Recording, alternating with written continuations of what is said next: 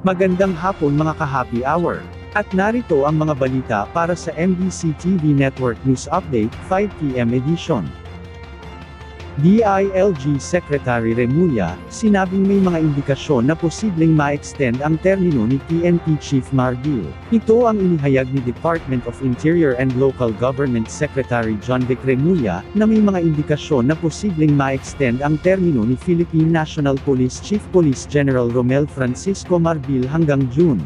Ayon kay Remulla, posibleng maging ineffective kasi kung papalitan agad si Marbil lalo pat kakatapos lang ng balasahan sa ilang matataas na opisyal ng PNP, at nakapagsimula na rin sa paghahanda para sa papalapit na national and local elections. Pero paglilinaw ng kalihim, indikasyon lamang ito at si Pangulong Ferdinand Bongbong Marcos pa rin ang mag-aanunsyo at magdedesisyon kung papalitan na ang PNP chief. Si PNP Chief Marbil ay inaasahang magre-retiro ngayong Pebrero, o pagdating ng kanyang retirement age na 56 years old sa susunod na buwan.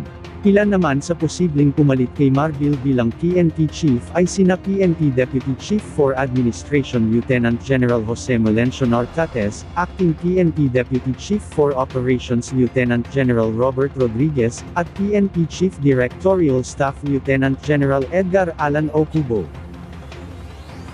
Samantala, sa Metro Manila ngayon, FB pages na Transport for Manila at Transportation in Metro Manila, hindi konektado sa MRT3. Muling nag-abiso ngayon sa publiko ang Department of Transportation Metro Rail Transit Line 3, na iwasang makipagtransaksyon sa Facebook pages na Transport for Manila at Transportation in Metro Manila. Kasunod ito, ng pinakakalat na fake news ng mga naturang page kabilang ang umano'y libreng transportation cards na may kalakip na link.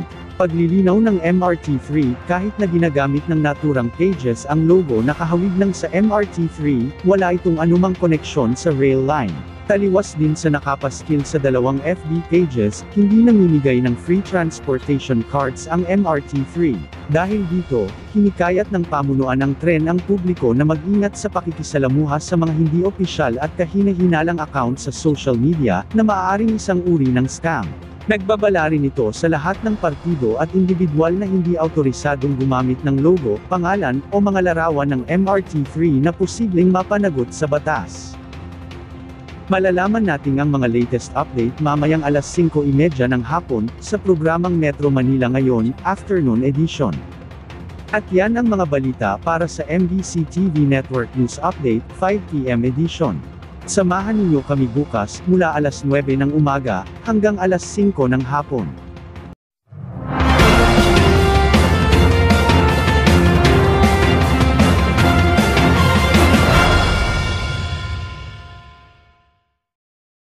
Mga ka-happy hour, kung gusto mong manood ang mga balita sa MBC TV Network News Update, mag-subscribe sa aming YouTube channel, i-like ang aming Facebook page, at i-follow sa aming TikTok account.